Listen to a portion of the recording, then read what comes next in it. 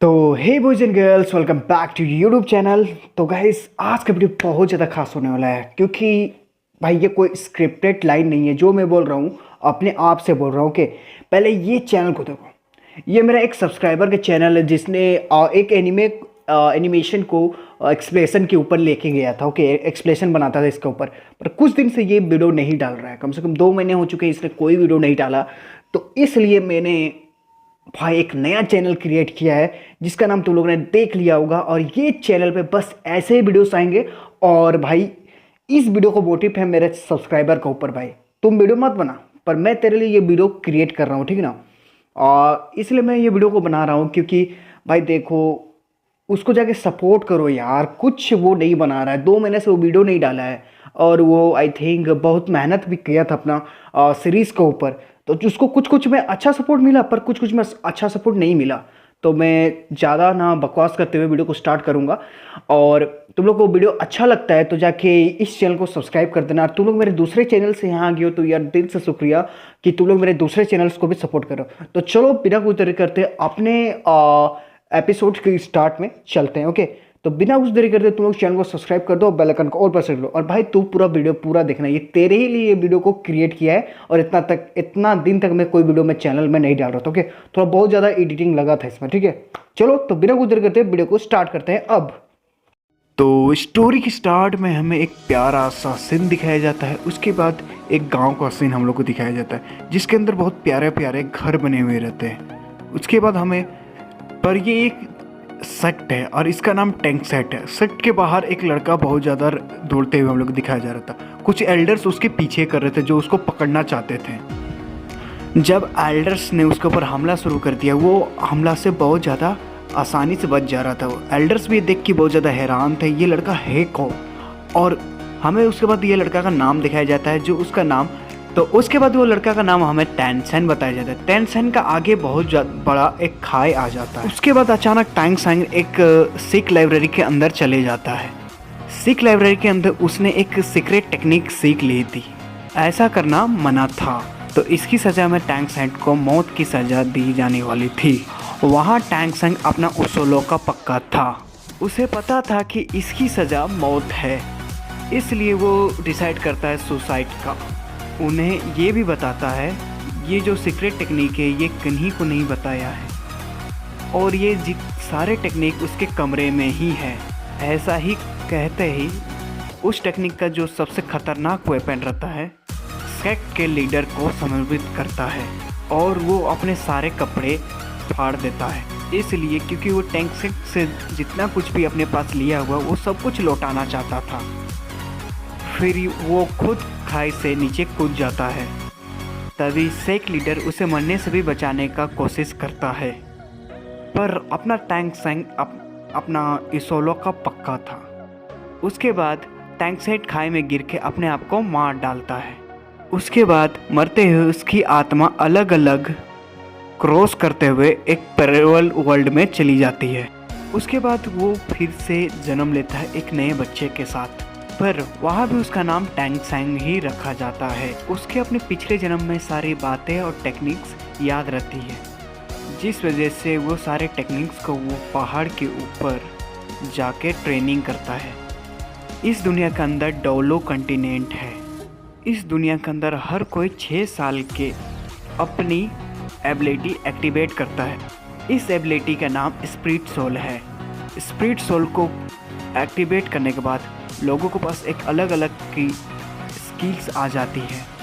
एक दिन जब वो पहाड़ से ट्रेनिंग करते हुए आ रहा था, इस साल नए बच्चों के लिए स्किल जगाने के लिए उनके गांव में एक मास्टर आ रहे थे। ये स्पिरिट मास्टर का नाम टू यू ताओ है। ये रैंक 26 का ग्रैंड मास्टर है। यहाँ की कल्टीवेशन 1 से 100 में बटी हुई है। 1 से 10 वाले को ट्रेरी कहते हैं, और 1 से 20 वाले को स्पिरिट मास्टर कहते हैं। 21 से 30 वाले को स्पिरिट ग्रैंड मास्टर कहते हैं। 31 से 40 वाले को स्पिरिट एल्डर कहते हैं। ऐसे ये सब अपने अपने रैंक के हिसाब से बटे हुए हैं, और इनके बारे में हमें और आगे बहुत कुछ पता चलेगा। अब यहाँ सारे बच्चे के एबिलिटी जगाने के लिए यहाँ गांव की चीफ सारे बच्चे को इकट्ठा करता है। सारे बच्चे एक जगह इकट्ठा होकर एक बिल्डिंग के अंदर जाते हैं। वहाँ पर एक एक करके स्पीड मास्टर सबकी एबिलिटी को जगाता है। वहाँ पास अपना टैंक सैंग भी रहता है। वहाँ टैंक सैंग अपनी स्किल्स को जगाने के लिए आया होता है। सारे बच्चे को एबिलिटी को जगाने से पहले अपने अंदर एक कमाल की ताकत दिखाता है और उसके पीछे अचानक से एक भेड़िया टाइप का बनने लगता है। सारे बच्चे ये देख के शॉक हो जाते हैं और बहुत ज़्यादा एक्साइटेड भी हो जाते हैं। धीरे धीरे करके सारे बच्चे आगे आते हैं और अपने अपने स्पीड सोल को जगाने लगते हैं। तब एक बच्चा आगे आ जाता है। जो पहला बच्चा आगे आता है उसका एक स्पीड सोल देयांत आनी एक फार्मिंग टूल होता है, जो माने एक टूल टाइप की स्पीड सोल होती है। ये बच्चे का स्पीड सोल देख के बाकी बच्चे को बताता है ये वेपन के लिए काम के लिए नहीं है, पर ये फार्मिंग और एग्रीकल्चर के लिए बहुत वर्कफुल रहता है। अब वो बच्चा का speed master soul power check करने लगता है। सोल पावर कोई भी स्पीड सोल को ट्रेनिंग करने के लिए बहुत ज़रूरी होती है। जब वो बच्चे का सोल पावर को मास्टर चेक करते हैं, वो लड़का का सोल पावर 0 आता है। इसका मतलब वो अपने सोल को कभी ट्रेन नहीं कर सकता। इसका मतलब वो पूरा जीवन एक नॉर्मल इंसान ही बन के रहेगा। ऐसा करते करते वो सारे बच्चे को चेक करता है और हद से ज़्यादा वहाँ फार्मिंग स्किल ही वाले बच्चे निकलते हैं। तब वहाँ एक लड़की आती है जो अपने एक स्पीड सोल को चेक कराने आती है। तब मास्टर देखते हैं कि उस लड़की का जो स्पीड सोल रहता है वो एक ब्लू ग्रीन ग्लास रहता है। ब्लू सिल्वर ग्लास एक बहुत ज़्यादा कॉमन ग्लास है। इस टाइप स्किल्स की कोई स्पेशल एबिलिटी भी नहीं होती है और जो ये स्पीड सोल है इसे सबसे बेकार स्पीड सोल माना जाता है। जो ये स्पीड सोल के मास्टर होते हैं वो बहुत ज़्यादा कमज़ोर होते हैं। अब इसके बाद हमारा जो मेन कैरेक्टर रहता है उसका बारी आ जाता है। टैंक सैंग सीधे अपने आगे आके अपने हाथ को आगे करके कॉन्सेंट्रेट करने लगता है। तभी उसके हाथ से भी एक ब्लू सिल्वर ग्लास आ जाती है और पर उसके दूसरे हाथ में कुछ हरकत होने लगती है। तब वो दूसरे हाथ में एक हथौड़ा दिखता है, अपना मुट्ठी बंद करके उसे छुपा लेता है।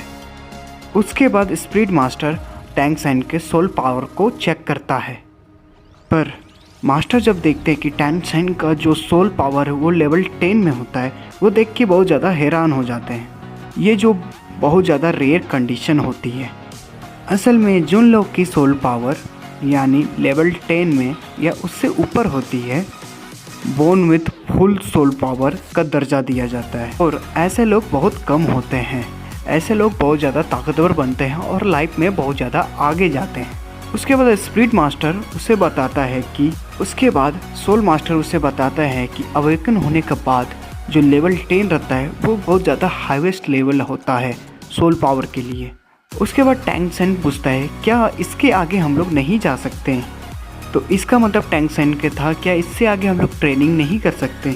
उसके बाद स्पीड मास्टर उसे बताते हैं कि इससे आगे जाने के लिए हमें एक स्पीड रिंग की ज़रूरत पड़ती है जो लेवल अप होने के लिए हमें मदद करती है। कितना भी पावरफुल इंसान हो वो लेवल 11 तक जब तक नहीं जा सकता जब तक उसके पास एक स्पीड रिंग नहीं आ जाती।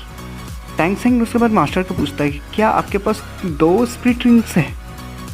इसलिए क्योंकि मास्टर का रैंक 26 है, तो इसलिए मास्टर को 10 और 20 लेवल के लिए एक एक स्पीड रिंग ज़रूरत पड़ी थी। स्पीड रिंग्स यूजर्स को स्पीड सोल के मुताबिक अलग अलग स्पेशल पावर्स देती है। ऐसा करके वो हॉल से बाहर आ जाते हैं। अब स्पीड मास्टर वहाँ से जाने लगते हैं। अब गांव का चीफ और टैंक सैंग के घर जाने लगते हैं। वहाँ टैंक सैंग के पिताजी को टैंक सैंग के पास्ट के बारे में सारे कुछ बताने लगते हैं और उनको जीनियस करके पुकारने लगते हैं। उनका पिता का नाम टेंग हाउ है। टेंग हाउ अब अपने बेटे से उसके स्पीड सोल के बारे में पूछता है। उसके बाद टेंग हाउ का बेटा अपने स्पीड सोल के बारे में बताता है और उसका स्पीड सोल रहता है वो एक ब्लू सिल्वर ग्रास रहता है। ये सुन के उसका पिता बहुत ज़्यादा शौक होता है क्योंकि उसे पता रहता है कि उसका बेटा का जो स्पीड सोल है, क्योंकि उसके बेटे की जो स्पीड सोल होनी चाहिए वो एक स्पीड गाय हैमर होनी चाहिए। इस लाइन से आप लोग कंफ्यूज ना हो क्योंकि इस बारे में आपको आगे डिटेल में बताया जाएगा। गांव का चीफ ये जाता था कि गांव के बाहर जो एक एकेडमी है वहाँ जाके ट्रेनिंग ले। टांग हाउ साफ मना कर देता है। टेंग हाउ किस लिए मना करता है वो भी हमें आगे पता चलेगा। गांव का चीफ ये सुन के बहुत ज़्यादा हैरान होता है और उससे बहुत ज़्यादा लड़ाई भी करता है, क्योंकि इतने बड़े टैलेंट को घर में रख के कोई फ़ायदा नहीं होने वाला था। इसे बाहर जाके एक बेस्ट ट्रेनिंग हासिल होनी चाहिए। चीफ के बार बार इतना करने के बाद भी टांग हाउ नहीं मानता। अब वहाँ से चीफ भी चला जाता है। टांग हाउ को भी लगता है कि जो वो फैसला लिया है वो फैसला से उसका बच्चा भी अब उससे नाराज़ हो जाएगा, पर टांग हाउ जो अपने फादर के फैसले से भी नाराज़ नहीं होता है, वो एक संतुष्ट हो जाता है। पर भी अब टांग हाउ नाराज़ होकर वहीं पास बैठ जाता है।